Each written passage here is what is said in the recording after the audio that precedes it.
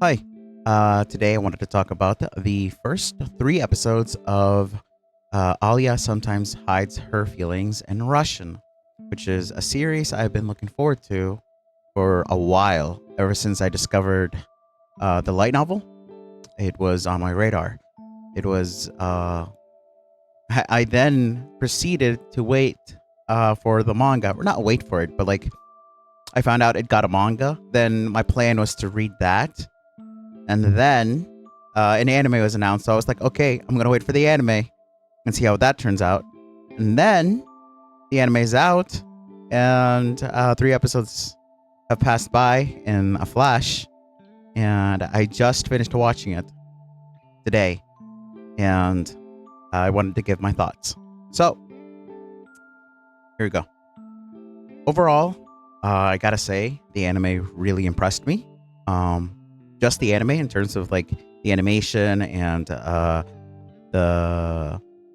art style. Art style was solid. It wasn't anything special. The animation was uh, very consistent, and it also knew when to peak when it hit a dramatic point, or it was being comedic, or they were doing some sussy things. So yeah, that was yeah, it was really solid overall.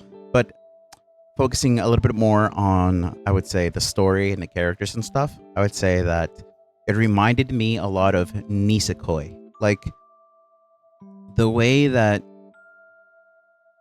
the cast felt so solid in terms of like how they were presented. Like each character didn't just seem like they were flimsy, or like they weren't NPCs, essentially, is what I'm trying to get at. Like they were very much their own character, and you felt that in all three episodes. Starting off with the MC, I wasn't that impressed at the beginning, but it definitely showed his true colors very quickly. He was very cultured, per se. We can all appreciate that. But overall, I would say he was very charismatic. Like, wasn't like a hateable MC or anything like that. On the contrary, I thought he was very likable.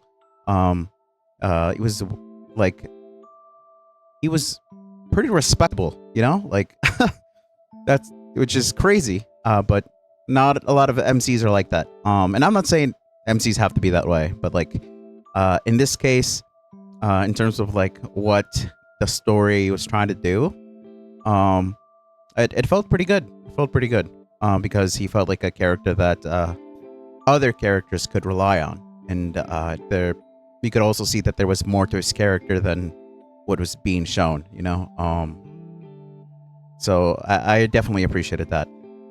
As for Alia, who obviously is probably the main heroine, I would say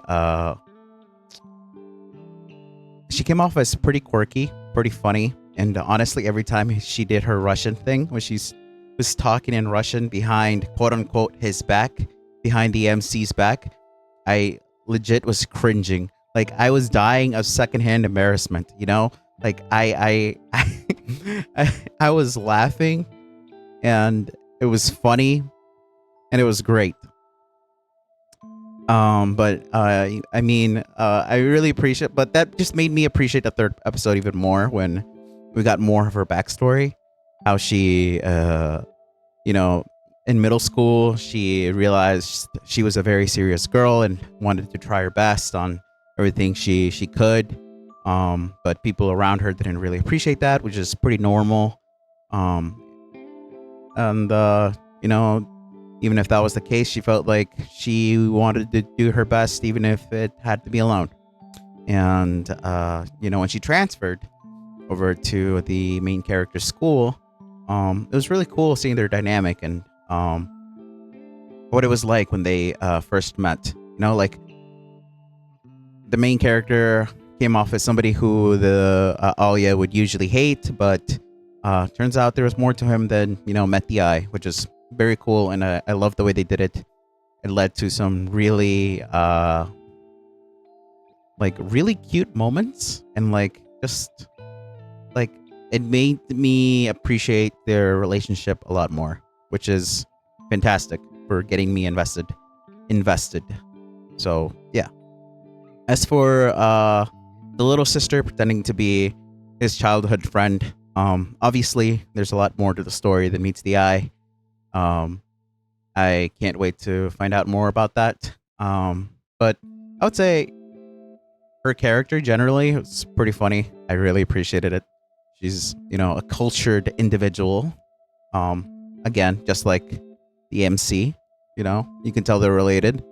As for the sussy things, that's for you to decide how you feel. I just found it very enjoyable and funny, and that's it. That is it. Um, but yeah. Uh, as for the little plot twist at the end of episode 3 with Alya's older sister potentially being the childhood friend of the main character, I don't know.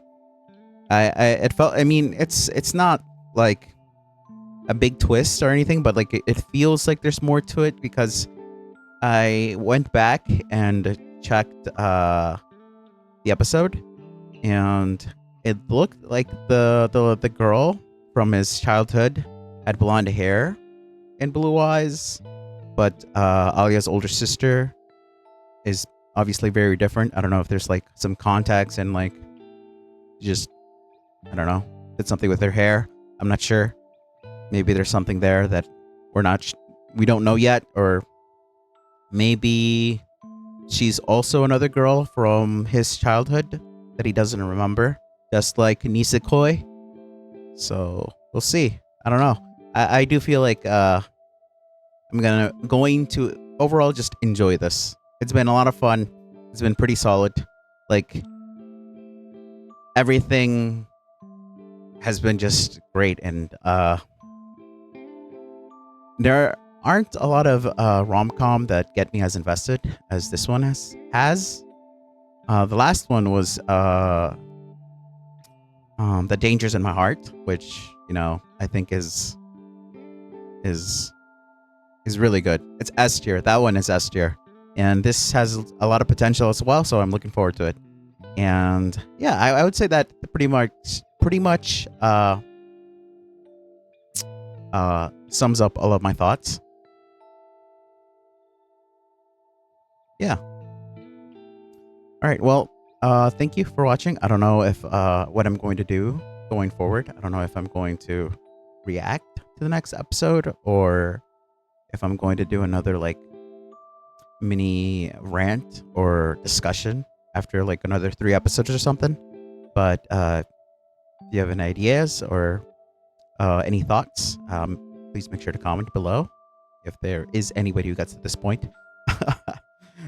Jokes aside, thank you for watching, and I appreciate, and I'll see you next time.